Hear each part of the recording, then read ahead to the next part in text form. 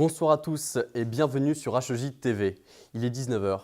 L'actualité de cette semaine, l'élection de Laurent Wauquiez dimanche dernier avec plus de 74% des voix a suscité une polémique. Son élection sera-t-elle, selon ses mots, le symbole d'une vraie droite ? Le 6 décembre, Lyon a été élue la ville la plus accessible d'Europe. Qu'en pensent les principaux intéressés? Nous le verrons au cours de ce journal. Le week-end dernier, la fête des Lumières a illuminé la ville de Lyon. Après les festivités, les mains s'activent pour le remballage. Mais à l'affiche de ce journal, c'est un événement cinématographique qui s'annonce, car il s'agit aujourd'hui de la sortie du nouveau Star Wars. C'est l'occasion d'enquêter dans un cinéma lyonnais pour prendre la température des fans. Reportage d'Adrien Guigues, Axel Villamo et Jonathan Arcelier. Ça va mieux. Il y a bien longtemps, dans une galaxie lointaine, très lointaine, ou pas car je suis actuellement au cinéma Pathé-Vèze à l'occasion de la sortie du dernier volet de la saga Star Wars, Les Derniers Jedi. Alors que le premier film est sorti il y a déjà plus de 40 ans, est-ce que Star Wars reste encore un phénomène aujourd'hui? Allez, pour savoir ça, on va voir les fans. J'ai décelé en toi une puissance brute et indomptée. Qu'est-ce que vous allez voir, monsieur? Star Wars. Star Wars. Le dernier Star Wars. Star Wars. Star Wars. Star Wars. Star Wars. Star Wars. Star Wars. Le dernier Star Wars. Star Wars, je crois. Et au-delà de ça, Moi, c'est l'histoire un peu de ma vie, alors voilà. Je me prenais pour Luke Skywalker quand j'étais petit. Non, c'est un peu spirituel et tout. Non, moi, j'ai découvert ça quand j'avais 6 ans, donc c'est aussi une histoire familiale, on va dire. Personnellement, Star Wars, c'est vraiment la série de films que je suis depuis que je suis tout petit. Donc moi, qui est une nouvelle trilogie, forcément, je vais aller le voir et c'est quand même génial. je n'avais senti une telle énergie à l'état brut qu'une seule fois. Je n'en avais pas eu assez peur alors. Aujourd'hui, elle m'effraie. Alors moi, j'ai vu le premier Star Wars en 77, j'avais 12 ans. Alors, c'est très bateau de dire ça, mais ça a changé ma vie. Donc du coup, ça fait 20 ans que je fais du cosplay, ça fait 10 ans que je fais Han Solo partout en France, dans toutes les conventions de France. J'ai un musée Star Wars chez moi. On va en général les voir dès qu'il sort, le jour de la sortie bien sûr. Oui.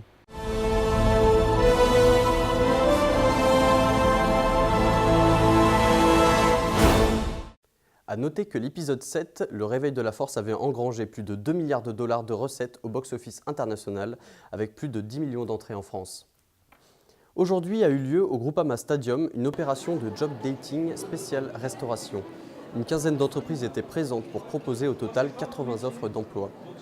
Les ateliers pour réaliser son CV en ligne ainsi que des ateliers de coaching pour les entretiens d'embauche étaient à disposition des demandeurs d'emploi. A noter que dans la région Auvergne-Rhône-Alpes, le taux de chômage en octobre a augmenté de 0,1% et concerne 387 270 personnes pour la catégorie A. Celui de la France a augmenté de 0,2% avec un peu moins de 3 500 000 demandeurs d'emploi. À Lyon, pour augmenter les effectifs, la gendarmerie sort de sa caserne et ouvre un centre d'information et de recrutement. L'objectif ? Attirer du sang neuf et remplir 10 000 postes. L'adjudant Stéphane Prieur explique comment y parvenir. Propos rapportés par Adrien Guigues, Axel Villamo et Jonathan Arcelier.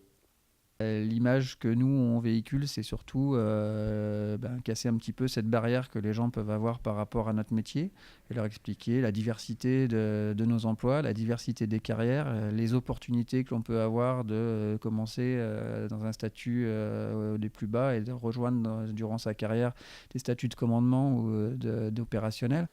Les gendarmes, ce sont aussi les réservistes. Il y a des opérationnels au nombre de 23 000 qui accompagnent les gendarmes sur le terrain. Dans les réservistes, il y a aussi les citoyens bénévoles qui donnent de leur temps pour faire rayonner la gendarmerie française. C'est l'événement politique de la semaine, l'élection de Laurent Wauquiez à la tête du parti Les Républicains. À peine élu, certains lui reprochent déjà sa proximité avec le FN. Nous sommes partis à la rencontre de ces militants. Un reportage de Khadija Douga, Liélène Ravier et Clara Rosin. Mes amis, c'est à l'issue de 3 mois de campagne que Laurent Wauquiez, président de la région Auvergne-Rhône-Alpes, s'est imposé dimanche dernier à la présidence des Républicains. Mais pour beaucoup, ces nombreuses similitudes avec Marine Le Pen sont de plus en plus évidentes. reconduire des étrangers irréguliers, je cite, à la frontière, une frontière qu'ils ont supprimée. Un étranger en situation irrégulière, c'est un clandestin, et un clandestin, ça ne reste pas. Les étrangers fichés S seront reconduits à la frontière. Qu'on ne laisse plus les fichiers S dans la nature salafiste. L'immigration massive. Une immigration. Terrorisme. Et pour ces militants, c'est la victoire d'une nouvelle droite. C'est une excellente nouvelle pour les Républicains, évidemment pour Laurent Wauquiez, et j'oserais dire aussi pour la France. La droite selon Wauquiez, c'est une droite sociale qui met en exergue le travail, la rétribution du travail. Il a dit quelque chose de très joli, il a dit on fera tout pour les gens, mais rien à leur place. Ce n'est pas du tout le cas de Mme Le Pen. Ces thèses racistes ne m'intéressent pas. Il a déjà donné un nouveau souffle à la région. On ne gratte pas une nanoseconde des 6 mois qu'on a passé à faire campagne pour lui. Chez les Républicains, malgré le départ de Xavier Bertrand, beaucoup de militants restent convaincus que Laurent Wauquiez sera rassemblé pour une droite plus forte. Vive la France et vive les Républicains. Politique, toujours. Alors que la manifestation antifasciste de ce dimanche a été supprimée, nos équipes sont parties à la découverte de l'extrême droite lyonnaise. Un reportage de Radija Douga, Hélène Ravier et Clara Rosin. Contre le racisme, on marche contre la libération d'une parole raciste. En marge de la semaine antifasciste en cours, nous sommes allés à la rencontre de l'extrême droite lyonnaise. Après des essais sans succès et quelques frayeurs, c'est finalement Action française qui a accepté de nous parler. Alors moi ce que je vois justement dans le combat antifasciste, c'est qu'ils se battent contre quelque chose qui n'existe plus. Donc non, leur combat je ne comprends pas spécialement d'ailleurs. On parle de l'extrême droite à Lyon, des groupuscules présents, parce que malheureusement en France on a la fâcheuse tendance à toujours pointer du doigt tout ce qui est à droite au sens large, extrême droite pour faire court. Par rapport à l'extrême gauche qui se réclame énormément anticapitaliste, on va dire qu'il y a des combats communs, ça reste minime. On ne va pas non plus marcher main dans la main parce qu'on a quelques causes communes à défendre. Il faudrait donner plus de représentation et plus de liberté de parole à tous les partis et tous les mouvements quels qu'ils soient, que ce soit gauche-droite en général. Et il faudrait surtout que la politique, que les politiciens actuels acceptent de tolérer un petit peu toutes les idées, toutes les divergences qu'on peut avoir à droite comme à gauche, dans les extrêmes aussi, pourquoi pas. De toute façon, il y a des idées politiques, il y en a des bonnes à prendre partout. Il faut juste accepter le débat. Si on est en démocratie, autant le faire jusqu'au bout. Sur le plateau avec nous ce soir, Laurent Legendre, bonsoir. Vous avez été le candidat aux élections législatives sous le mouvement de la France Insoumise. Bonsoir. Dans la 6e circonscription du Rhône. Et je laisse la parole à la journaliste Hélène Ravier. Bonjour Laurent Legendre, donc on vient de voir plusieurs reportages sur la vie lyonnaise. Concernant l'élection de M. Laurent Wauquiez à la tête des Républicains, qu'est-ce que vous en avez pensé ? Des candidats des Républicains qui étaient très peu nombreux et des gens très peu connus face à Laurent Wauquiez. Donc son élection était déjà garantie. Ce qui nous inquiète, nous, à la France Insoumise, de cette droitisation des Républicains, c'est l'observation qu'on a de la pratique de Laurent Wauquiez au Conseil régional notamment. Dans le groupe Rassemblement Citoyen Auvergne-Rhône-Alpes, et notamment Corinne Morel-Darleux et Andrea Cotarac qui font aussi partie de la France Insoumise, qui nous font remonter des pratiques de la politique régionale de Laurent Wauquiez qui sont inquiétantes, qui vient retirer des fonds aux associations qui travaillent en faveur de l'environnement, qui vient faire un peu des politiques de clientélisme vis-à-vis de certaines autres associations. Bref, la région aujourd'hui est en difficulté vis-à-vis de la politique de Laurent Wauquiez, et donc on trouve pas positif du tout que ce soit une personne comme ça qui soit à la tête des Républicains. Nous avons également vu un reportage sur la semaine antifasciste, anticapitaliste de Lyon qui a été supprimée par le préfet. Que pensez-vous de cette décision ? Est-ce qu'elle est bien démocratique ?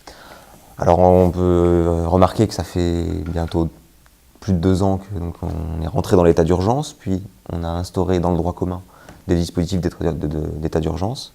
Et donc aujourd'hui, on se rend compte qu'il est de plus en plus difficile finalement de manifester et de faire simplement valoir ses droits démocratiques.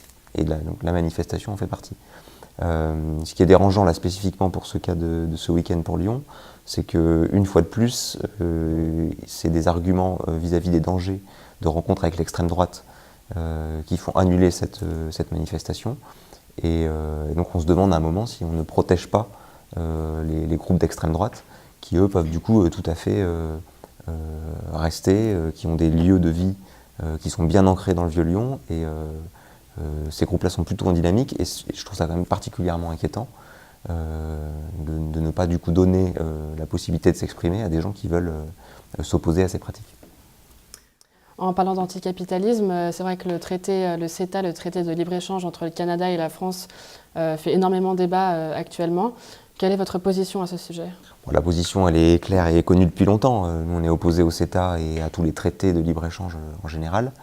On pense que le grand déménagement du monde, le fait de, en permanence, déplacer les marchandises d'un bout à l'autre de la planète, ça n'est pas la solution. Il vaut mieux essayer de relocaliser les choses, relocaliser la production alimentaire, essayer de créer des emplois locaux. Voilà un peu le modèle que nous, on souhaiterait mettre en place. Et le fait de créer des institutions comme le CETA va empêcher ça. Ça va détruire les économies locales, ça va mettre en concurrence des grands groupes.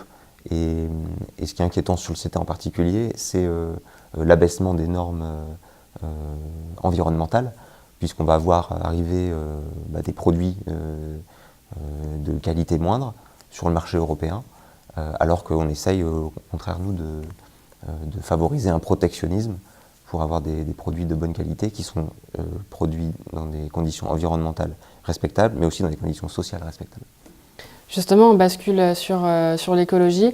Un autre sujet brûlant, c'est l'aéroport de Notre-Dame-des-Landes, qui a fait encore moult débats et le sujet traîne un petit peu. Qu'est-ce que vous en pensez ? Alors, donc, si mes infos sont bonnes, il y a effectivement un rapport d'experts qui a été remis au gouvernement mercredi. Et il y a deux solutions qui ont été présentées. Et une solution de maintien de l'aéroport qui avait été un peu mis de côté jusqu'à présent.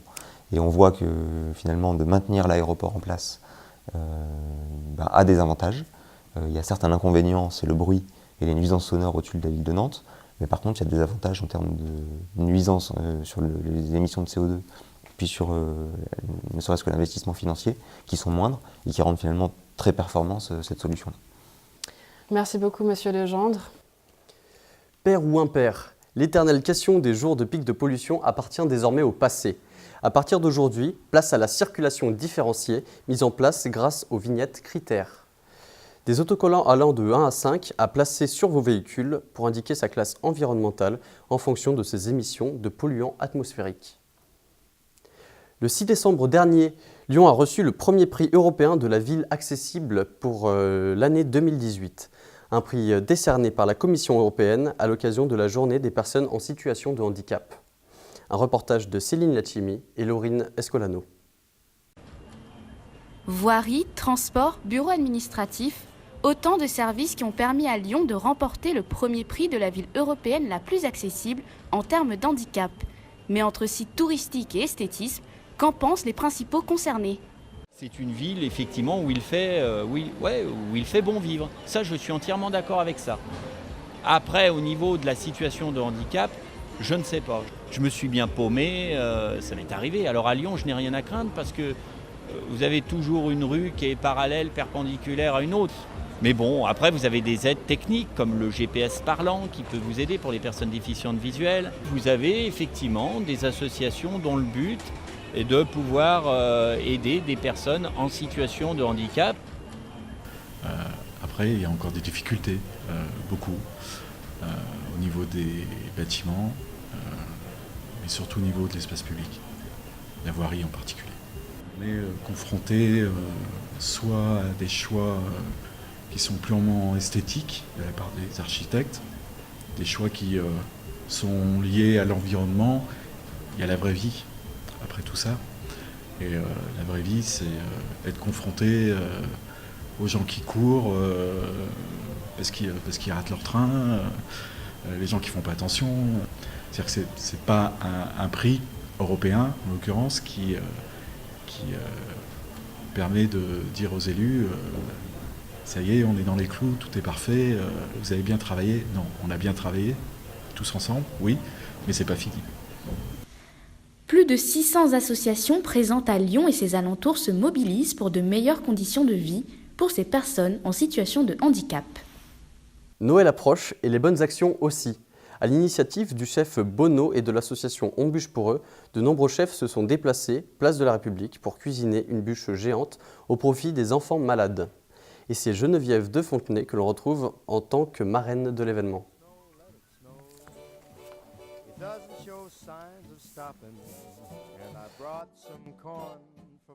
Voilà, je fais un aller-retour dans la journée, mais c'est une belle journée. Dans des situations comme ça, on ne peut pas dire non.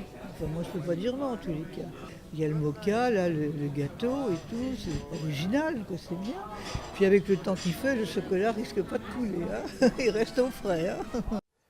Pendant 4 jours, Lyon s'est illuminé pour sa fête des Lumières, l'occasion de promouvoir la ville. Mais après l'émerveillement, place au démontage. Reportage de Laurine Escolano et Antoine Clément.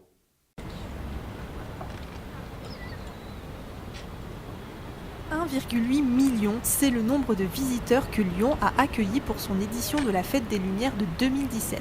Pendant 4 jours, les bâtiments emblématiques de la ville se sont illuminés. Mais à présent, il faut tout démonter, et ça, malgré des conditions météo difficiles. Quand il pleut, c'est toujours moins agréable. Quand il y a du vent, comme hier matin aussi, c'est pas simple. On est une entreprise privée, et c'est la mairie qui nous, via un appel d'offres, qui nous embauche.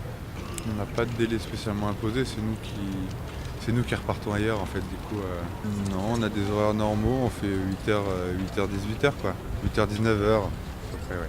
Là on est 15. Il y a d'autres installations qui sont à l'aéroport mais qu'on a faites avant, donc on fait pas tout en même temps puis elle reste tout le mois. C'est plus long de monter.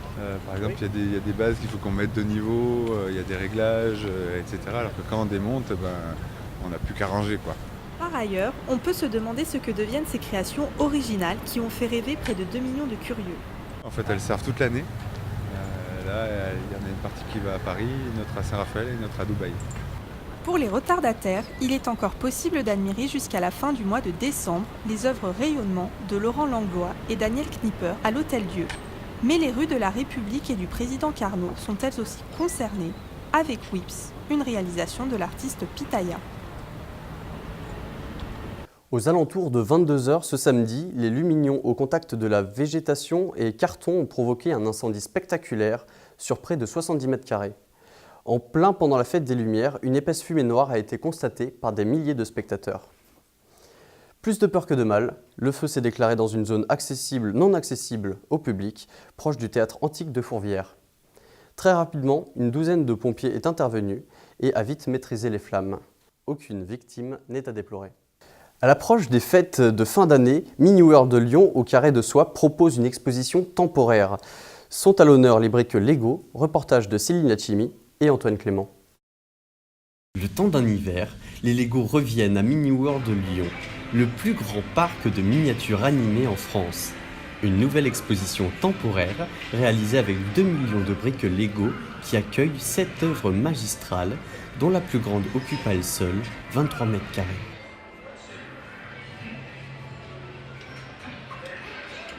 Pirates des Caraïbes, Star Wars, Harry Potter, tant de films cultes représentés pour le plus grand bonheur des petits et des grands. Une exposition ouverte jusqu'au 21 janvier. Le parc accueille également 3 mondes représentant la ville, la montagne et la campagne, animés par un cycle jour-nuit. Les plus observateurs pourront remarquer d'innombrables clins d'œil à différents ouvrages du 7e art. A noter que le prochain monde de Mini World sera consacré à la ville de Lyon et sa fête des Lumières, fin 2018. Un nouveau magasin de vêtements féminins, Marie Sixtine, a choisi le Grand Hôtel Pardieu pour ouvrir sa première boutique, hors de la capitale. Classique, rétro, chic et romantique, cette marque a fait fondre les Parisiennes. Saura-t-elle charmer les Lyonnaises? La réponse lors de nos prochaines éditions. Merci de nous avoir suivis lors de cette édition. Je vous donne rendez-vous à 20h pour un nouveau point sur l'actualité.